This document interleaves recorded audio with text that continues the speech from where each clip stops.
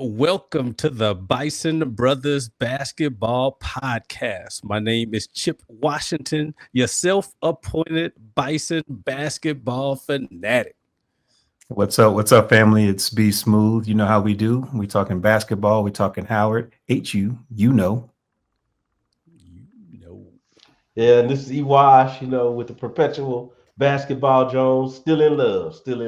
Oh, I love it. So thank you for so in love, right? I'm glad you're muscling through, brother. I know this season of joy and tidings has also brought a little bit of under the weather time. So both of y'all, I'm glad we do this show remotely so I could stay away from the germs. You guys sound like it's bad. So I'm just glad it sounds bad where you are. See, I just want to let everybody know those coughs are real. That brother is not faking it. He is all right. He's all right. So before we talk about what's going to be on this episode, because we're excited, this is kind of a pivot episode that we have based on our starting the show earlier this year, or last year, I should say. Chip, why do we do this? Why do we do this, man? Hey, as always, want to keep encouraging everybody to support this championship culture, support the Dream Factory.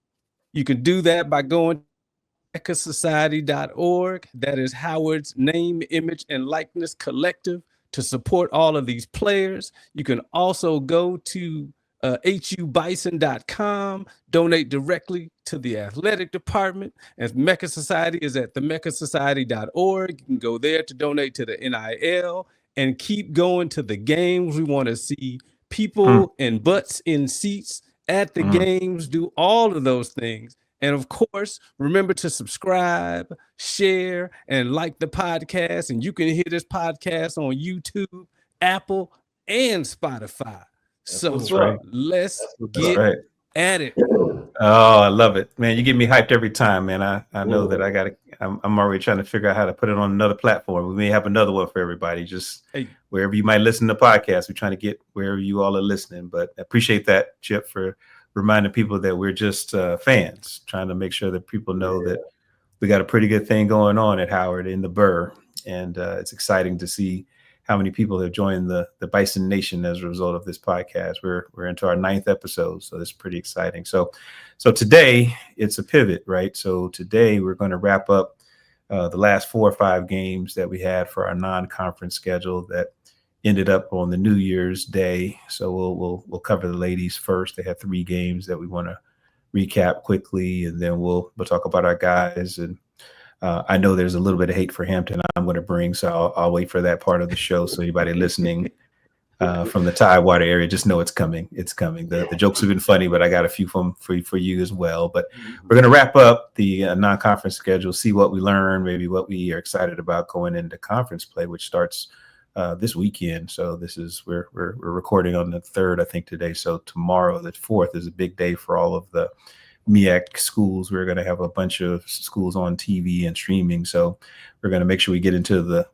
our predictions for the conference play based on everything we learned. And as always, you'll hear about our over and under reactions. Some of them seem more conservative now that people have played well, and maybe we can come up with some outlandish ones because it's about that time to re-up. And as always, we'll have a moment about what's good for basketball, and we'll get excited about what's coming up next because we're going to see if we can add some guests and some things for our conference play. Where the road to March Madness, or as Chip would like to say, the road to anywhere but Dayton, because he would like to be able to go to a place that's remote in the United States that's not the first 4. He wants to be able to show up and play a 16 slot so we can go against a 1 or a 2. But this is where it really starts to kick in for us. So that's what the format's going to be. I'm excited about it. I know that we're going to weather a little bit of the storm as it relates to our abilities to stay super focused here. But I'm actually going to do what we've been doing a little bit here, because when we come back, we're going to get into those recaps. But first, let's dance a little bit.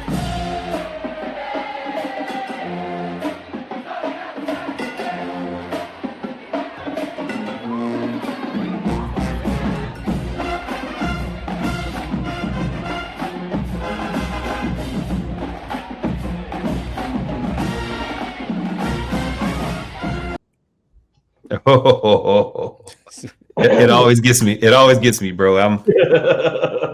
If I made that my alarm clock, I would be dancing all the way to work, I think. So I'm gonna have to see what happens in 2025. So let's get into it, man. This is kind of a fun phase of the season for us. I would say, endured the last few games. When we got with you all last time, we were just getting into winter break. This is kind of the cold part of the season where not as many fans are in the stands. Teams are just trying to figure out what they're working with because we only got a handful of games before we get into conference play. So first up, we're going to talk about the ladies. They had a little Christmas or holiday tournament right before the holiday there. So we'll pick up there and see what we can learn from those first couple of games. So I think they made their way to Philadelphia. Anybody remember that? That's Philadelphia they were in, right? Mm-hmm. Yeah. Cheesesteaks and brotherly love and tush pushes.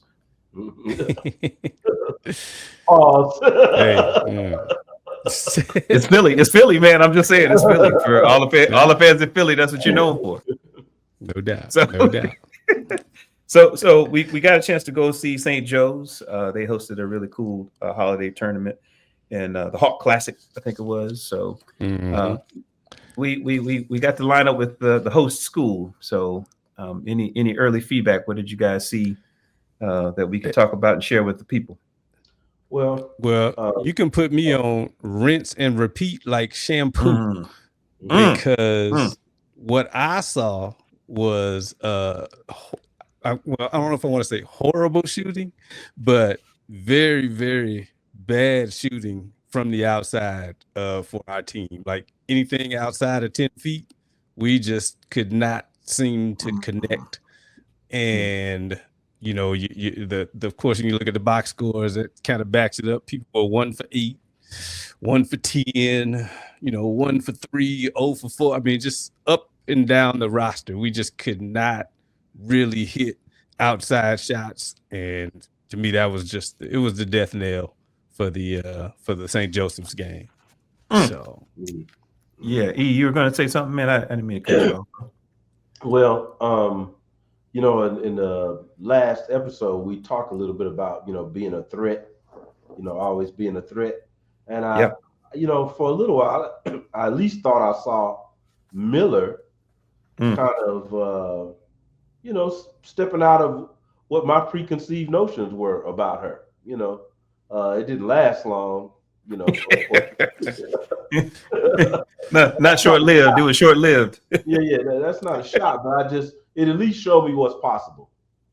It seemed like they kind of, and seemed this is a little redundant, seemed like they kind of kept it a little close.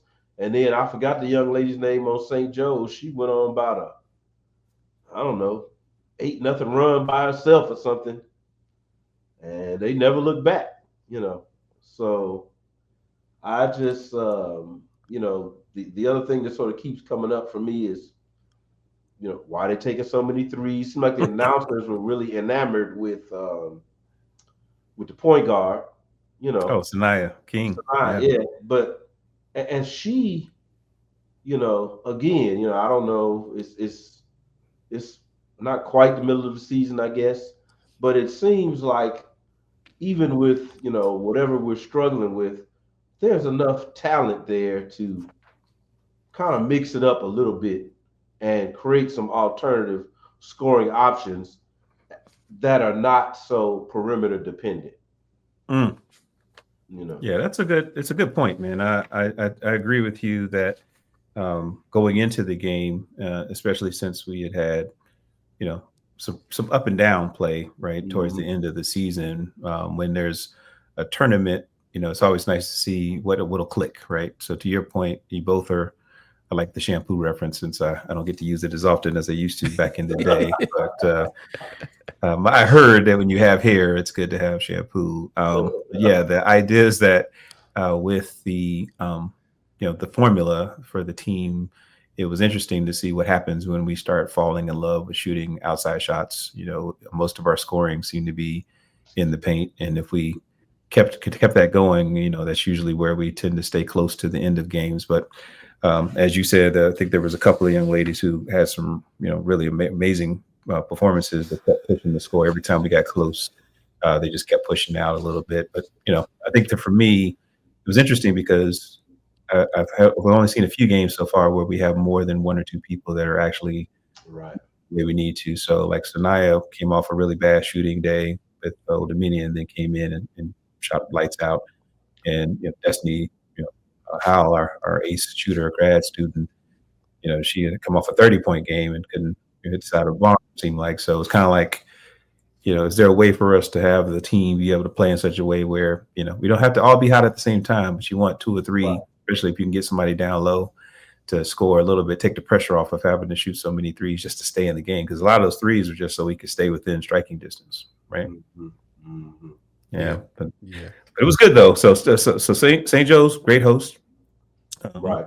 I think for us, it was good to see, again, some mid-major talent that we were going against. And what was cool about that, because I think the final score was 69-53. And so the final score probably felt a lot wider at some point, because when we weren't making shots, it just felt like it was like, right, you can't overcome that. But I was excited because I did see some bouts of, we had some runs and some defensive stands. So I think our defensive identity, shout out to Coach Ty Grace, that's been the most consistent part so far. So that seemed to be there. I just know that if we're not scoring, it's hard you got to put the ball in the basket to win. You can't just play defense. You got to actually score. So, but yeah, so what was good about that was that it went pretty quickly. But then we got a chance to bounce right back and play Northwestern the very next day. So it was a back-to-back tournament right before the holiday. So that game was a lot closer. So did you all see anything there that got you a little more excited about what we maybe learned from the loss the day before? Like I said, go ahead, E. No, go ahead. Well, mine is kind of a redundancy. Again, I feel like I saw Miller doing things she wasn't doing before. And if anything, I'm going to kind of keep banging that gong if she's listening, please keep doing that. So this is where you gotta do this. You gotta look into the camera and say, "Oh, okay, Nia Miller, we need you to do your thing." No doubt. Yeah. No, this is good. Yeah, I think that I know for me it was exciting to see more of our team show up. Again, it was a closer game, definitely. So a tough loss. It was close, really close. I think it was only a couple of points that separated us on that tournament here, that game there. But it was one of those things where the game was tight all the way through because we had everybody, we had two or three people really, really playing well all together. So that is the rinse and repeat part to me, is that when we have more than one scoring threat and we're playing defense, we're going to be in the game. I think I told you it was 3.5 or so people scoring at least 10 points a game. That should be the formula for winning, if not being in really close games. And it felt like we played to that formula against Northwestern. Chip, what did you see?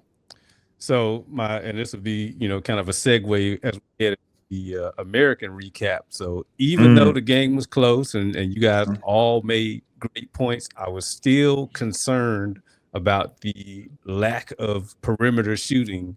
We had Destiny with 5 for 20. Sanaya was 3 for 14. Kai Creek was 3 for 9. It was just, and like I said, most of those were outside shots that we were taking. And it just, it was frustrating because I was just like, man, we got all this size. Go inside. That's where we need to be. I'm glad you clarified, because I didn't know if that was a George Gervin concern or a Moses Malone concern. That's it. Just throw the ball up there and see what happens, right? Right. But like I said, to concur with everything that you guys said, the defense is fine. I love the fact I never feel like we're out of it because of our length. We get a lot of steals, hands and passing lanes. They play very good team defense. Like I said, in a couple of episodes before, the only, whenever most times people score on us is when we have a kind of a lack of communication. Somebody missed an assignment or something like that. But when they're tied together, very, very, very hard to score on. So like I said, I'm always confident in the defense, and I think that's gonna, help us coming into conference play. But that outside shooting, I think at least for now, up until as we head into conference play, it's consistently been inconsistent with the outside shooting. It absolutely has, and I'm hoping that that's a lesson we can take into conference play. We'll get into that in the next segment here, because I think we have some formidable opponents that once they know that we fall in love with shooting outside, they're gonna let us shoot those shots. And if you beat us, cool. But if not, we're gonna have to. The championship runs through who plays in the posts. That's what I'm thinking. So, amen, brother. Amen. That's really the deal. I mean, I wish it was because we had somebody. Like I said, we shoot pretty well when we're on, but if we let that stay the main trigger to how we play, it's going to make it hard for us to see some consistency going into the final stretch of conference play and getting ready for tournament play. So we'll learn a lot for sure. But we'll talk about that in a minute. But you're absolutely right. The tournament in Philly was, for me, the only eye-opening part that I would share that was different than maybe our previous episodes was that it did seem like we were still working through the rotation. So there were some of our we got to see some more of our size. So some of the players that maybe only got like 4 or 5 points that maybe don't play that often. It was cool to see that we do have, folks who can pitch in, and we can get a different look if we wanted to. I just, that was part of the non-conference schedule that got me excited. Was, are there going to be matchups that force us to have to play more size or with more speed and more guard play? So I did see some of those flashes of that. So I am excited to see how we can package ourselves going into conference play there. But to your point, Chip, that was right before the Christmas holiday. Everybody got a chance to take a little bit of break. Hopefully got some rest, because when we got out of the holiday break really quickly, they had a nice tournament, not tournament, but a nice matchup with a crosstown rival in American. And I know for me, that was probably a fun game for a couple of reasons, but I know that one of them is that we won. That helps. In the file of Captain Obvious, winning does cure a little bit, but I know I did watch it with the intent to understand, was there going to be some things that, again, we saw glimpses of, but they put it all together. And in all fairness, Americans rebuilding. They have a lot of like first and second year players. They haven't won a game yet. So in my mind, it was one of those things where I hope we don't play down to the competition. Right. Because sometimes when you come in and you see somebody who hasn't won, you start to feel like, well, we don't have to play our A game. We just need to play around like a practice. So to my pleasant surprise, it didn't feel like we turned off the Jets at all. If anything, we started and never looked back. So it was fun to see how we could maintain that level of play. So I'm let the floor is yours, Chip. You all let me know, what else did you all see? Because I was just excited to see that we seemed like we're ready for conference play after this game, because we didn't lose ground because we played against a team that's still trying to figure themselves out. All right. So what I saw, and looking into the camera, Coach Grace, already afraid. This is the game to put on repeat, because we score. I was feverishly trying to find a shot chart, but I couldn't find it online. But we were hitting so many shots within 5 feet. I was like, yes, this is what I've been asking for forever. So Eric, to your point, like, now Miller was 4 for 4.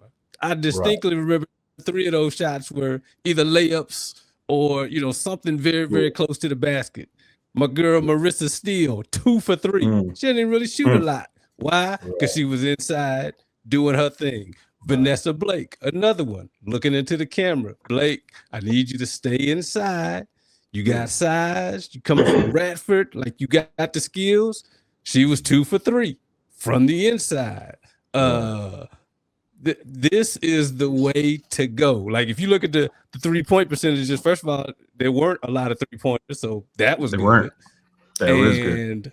The inside, the size that we have, the skill that we have, and I continue to say, like when we miss shots, we got the size to get the boards and go back up, and that's what a lot of people were doing. I think that's going to carry us very far within the conference. So, ladies, stay on the inside. You got the dominant advantage to stay on the inside. You got the skill, the talent. That's the way to go. So that's what I saw. It was magnificent inside scoring throughout the game. I love it. I love that. I love that. I love that. Anything to add there, man? I don't think that requires any follow-up. For a change, he did not over-embellish. What? There goes that bus again. Just got thrown There's that bus again. Yeah. It's like, okay. That's right. Keeping it in the little zone there. Yeah. So it felt like a compliment, Chip. I don't know. He kind of it was a little bit more backhanded than it needed to be. It was an idiopathic compliment. Idiopathic. Yeah. There you go, bringing up old-ish. That's not relationship glue, Oh, I'm just saying, brother. If you got both of us looking up words after episodes, we know we're in trouble.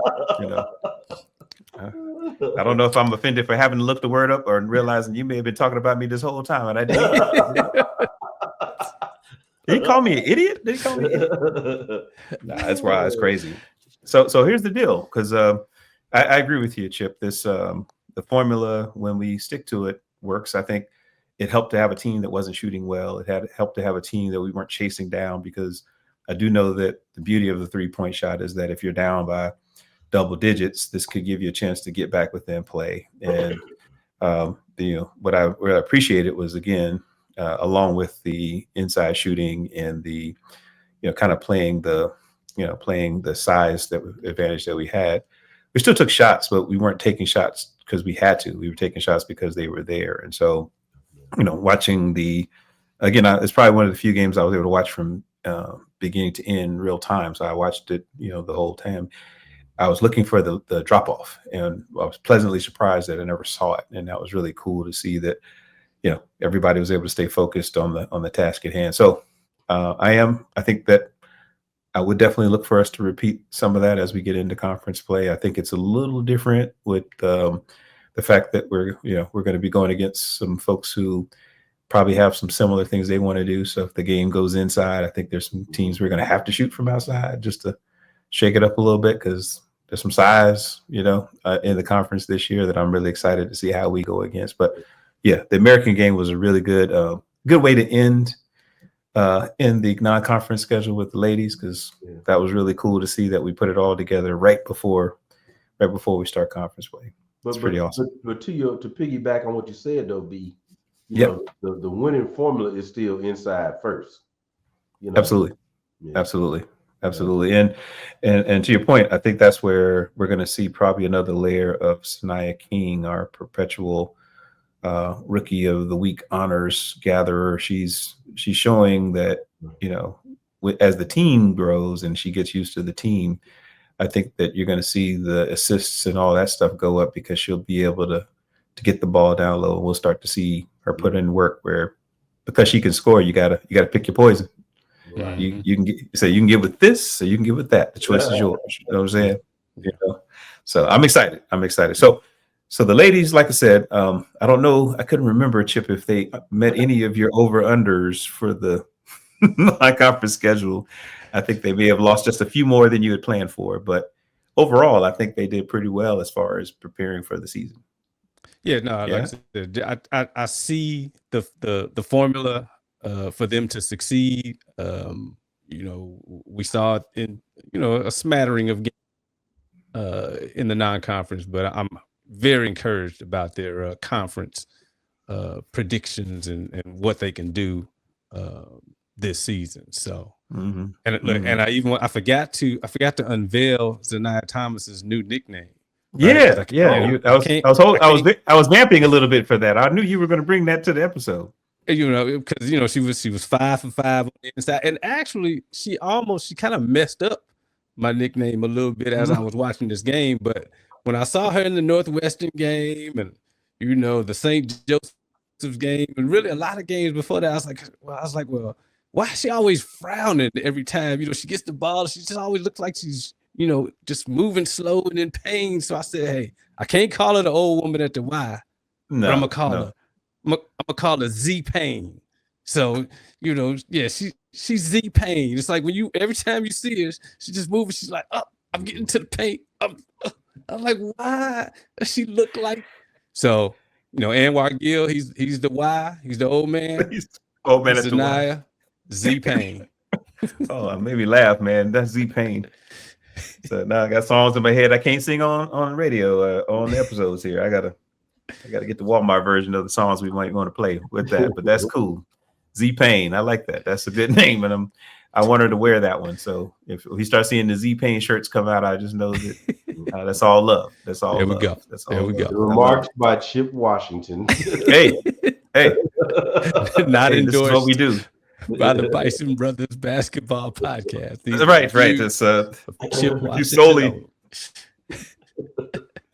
So this is cool. And again, if you're listening in, it's your first episode. We do have fun with our hot takes from the games, because we're trying to understand what we're learning, because it's an arc, right? We know that the season is based on a pretty strong set of games we want to play to learn who what we have on our team, how our team gels, and then the next phase will be conference, and then the goal is to get to the tournament, right? So we're well on our way there. So with that, because we did. Thank you, brothers, for bringing some really good life to kind of what was going on with our lady basketball team.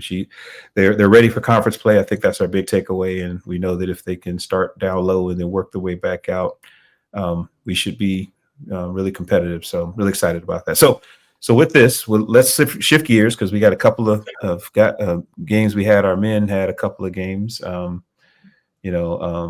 I know before we talk about the one most recently on New Year's Day up at Yale, we'll have to talk about the game in Virginia. It came on CBS. It was a really big moment. HBCU showcase, they called it. Real good setup, because it was kind of middle of the afternoon on a Saturday during the holiday, and before we got a chance to watch Howard play Hampton, they had another so-called rivalry right down here in North Carolina, where North Carolina Central made their way to Greensboro to play North Carolina A&T. And so a good day for HBCU sports, HBCU basketball.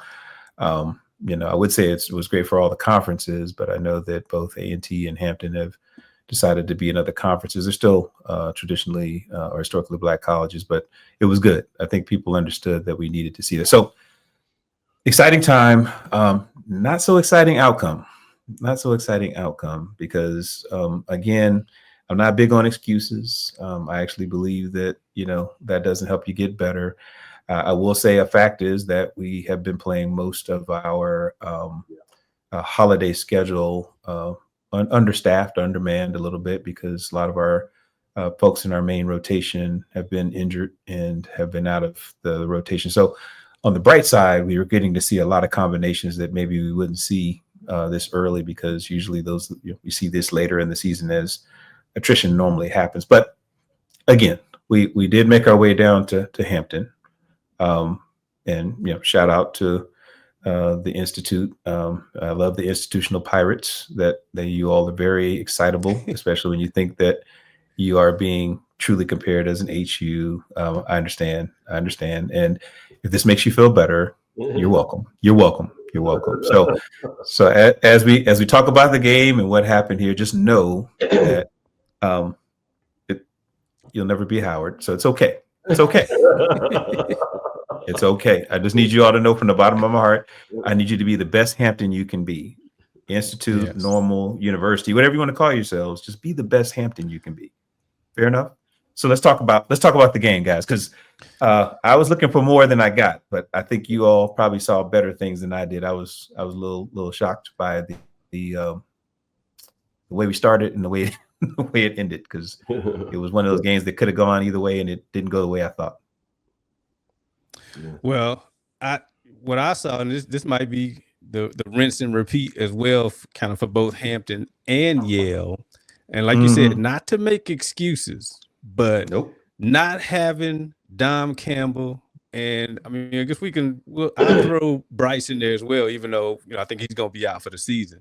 But I think the lack of having Dom as an inside threat really affected our outside shooting. And so, and by that I mean, I think Hampton, and it's probably going to be a recipe, depending on how long the big guys stay injured, to kind of scout against us, is because we didn't really have that inside threat. You could play tighter on our outside shooters.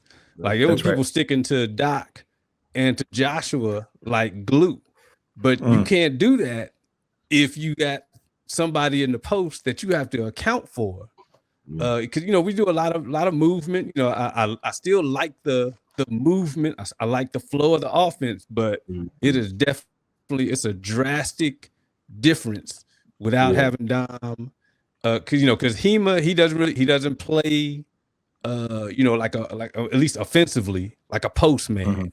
Even though he's 6'11", he's got size, but that's not really how he plays. And Taiwo, again, not necessarily offensive threat when you throw it into the post. And so, like I said, it affects, all the cuts, all the movements, like, because players know, hey, well, I'm just going to stay close to Joshua Strong. I'm staying close to Doc. We're not going to give him any room.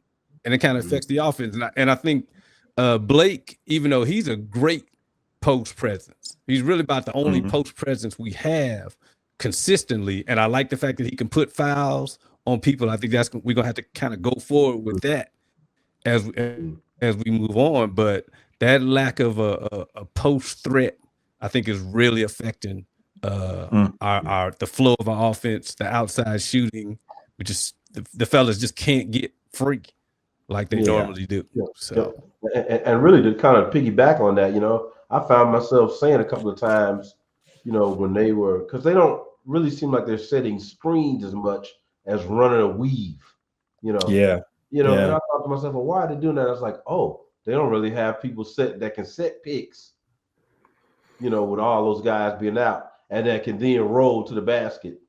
They're missing that element. So please tell me that's a tease for the lost art of the pick and roll, because that. Well, I mean, you said it. It's the thing of.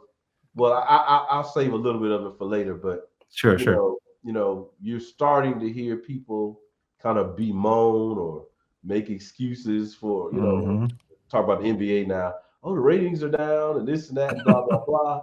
And then, on social media, you'll see people, look at all these threes they're taking in. And while it's somewhat of a superficial assessment of what's going on, the fact that people are paying attention to that, and I'm gonna shout out Coach here, and in that as you hear the announcers talking about how proficient Howard is at 3-point shooting, which is always sort of like, oh wow, they're really aware of that, right? But they don't seem to rely on that to win, and I think that's a credit to right back to what you said again, B. That's how you're gonna win games, and so we might not be getting the result right now.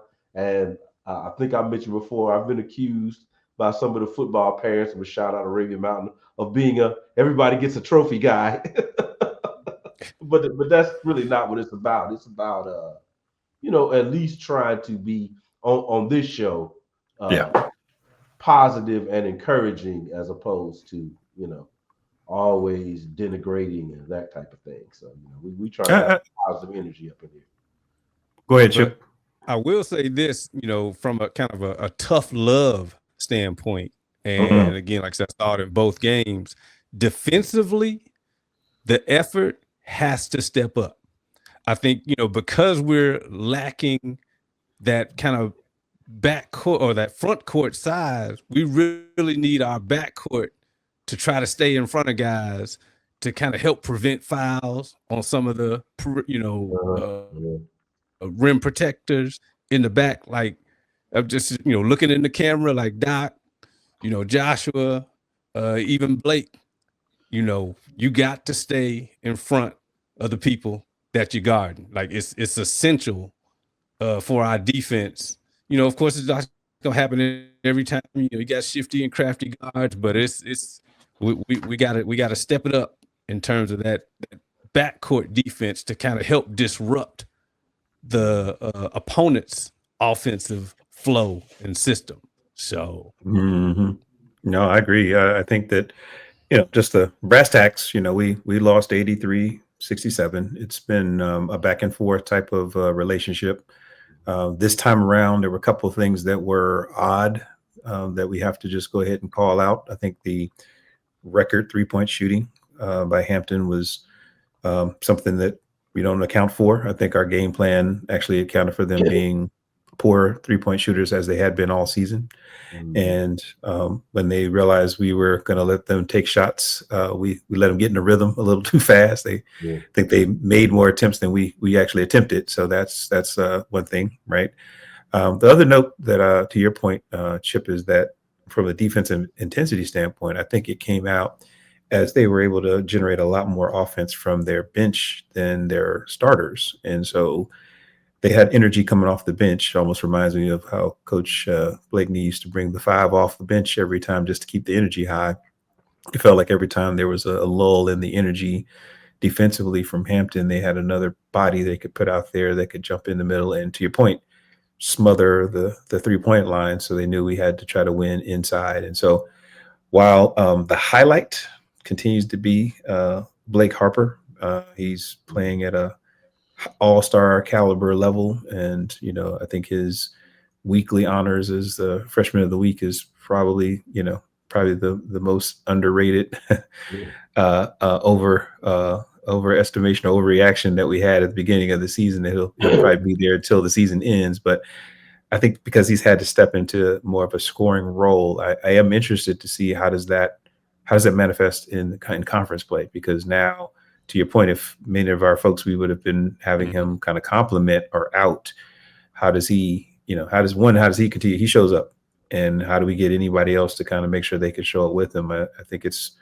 going to be imperative that we can figure out what identity we need. If your big guys are scoring is not there, we have to have somebody who says, hey, how do we make sure that we can still get shots that we want to get and get rebounds we want to get? So yeah, like I said, the Hampton game was tough to watch. I did love the fact that your buddy Cameron Shockley Okiki was a highlight there, Chip. It was good to see him get a little bit of love as he, and I think there's games like that you start to see some of what the team has to offer.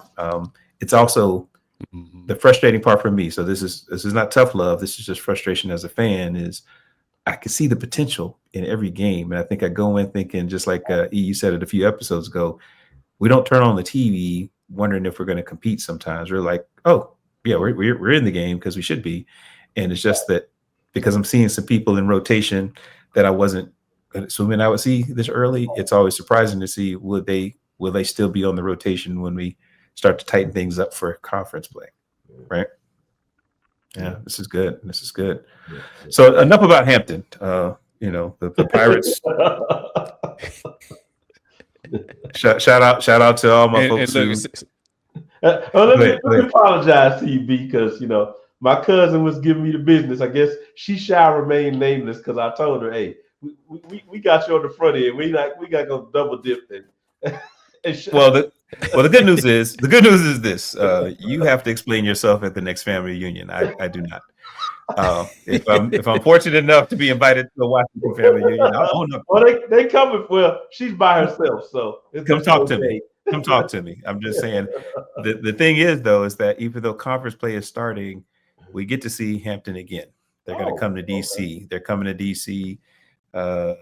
February, I believe, February 1st. So they'll be in town. We're going to play at where the Washington Mystics play. So it won't be at the Burr, but it'll be at a venue that it's going to be pretty nice. So we get to see them again. So my hope is that it's a different outcome, because usually when we're playing home and home, that's usually we defend our home turf better in basketball that way. So we'll see them again. I can't give them all the airtime. Just know that shout out to my institutional Pirates. I really love you guys.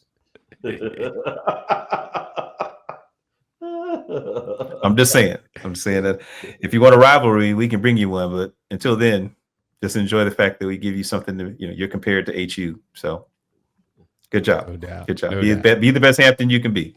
So you we do have this thing with I guess with our own branding, and I think Chip, you alluded to it as well, is we've had a history, I want to say goes back at least a decade now, where we were starting to play more Ivy League schools, because when it comes to how we consider ourselves to be the Mecca, we like to go against not only athletic institutions, but also academic institutions as well. So we were playing Harvard at one point pretty regularly with Tommy Amaker and team, but we played Yale first day of the new year.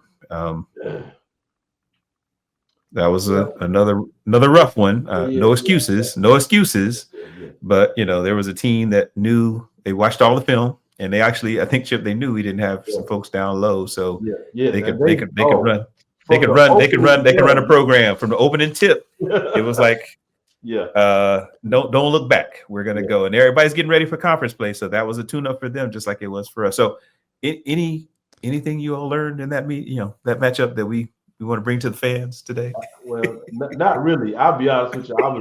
I was a little worried about that one from really get-go. Yeah, I was a little worried really about that one. Mostly because I felt like, again, no excuses, but you don't have two major guys.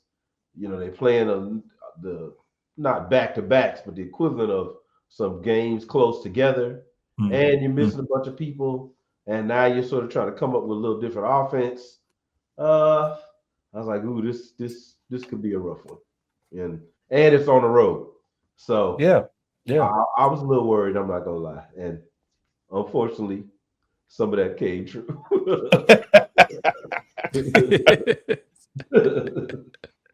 So let me rephrase then. Let me rephrase, because Chip, I need you to bring the positive part of this, because there was the fact. Come on, man! I need just no. I can't get one. No, don't look over here. We sorry, y'all. We sorry. Oh my gosh. We're the fans. We're the number one fans. What are we doing? Okay, so tell me this. Yes.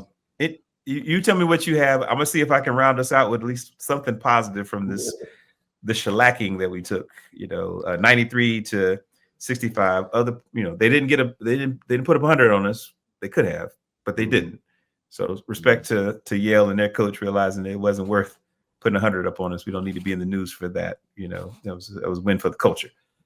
Chip, what did you see? Because I did see a little bit from your boy Taiwo and Jaron Johnson. Got a chance to get a little bit of time, but we were again down so many people. It's hard to really get a feel for how this works, because people were playing more minutes than they're accustomed, and so it was interesting to see how much you give you that first 2-3 minutes, and then it's like, whew, I'm usually out the game by now. And so it was kind of seeing them stay in the game a little longer. And again, we're learning. I just know that it didn't feel like that game was going to give us a real good feeling going into conference play. Well, I guess I could say they did not seem out of their depth, being out there. I think they had a couple of real big push runs in the first, unfortunately they were runs where they were coming back, but they were, they showed a lot of fight in the beginning to me. Again, but when you shorthanded, man, it's what the old man used to say. It's like bringing whatever to a book. I can't really say it. I can't say that. bringing a knife to a gunfight. Yeah, I knew where you were going with that. The show it has some adult themes, but we gonna keep. I said, nope, can't say that. That's right. The censors are calling. Knife to a gunfight. It's You know, but I can make Chip laugh by saying it's like being a one-legged yes, contest. One-legged man in a butt kicking contest. There we go. That's it. Exactly. That is a very tiring thing to do. That's a very tiring thing to do. So I will tell you this. My big takeaway from the game, because again, the score doesn't help us. I don't think we learned a lot collectively about our team because we were down to our last few folks, and during this time where we're just in a stretch where injuries are starting to mount in a way where we have to kind of work through it, right?